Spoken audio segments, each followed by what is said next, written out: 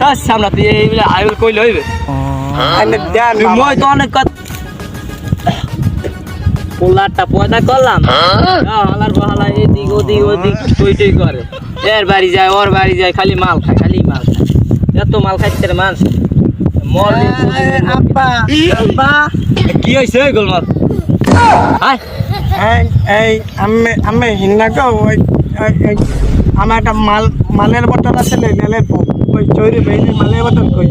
তুই আমার মাল খাওয়ার অভিযোগ দিও আমি এই মাল খালি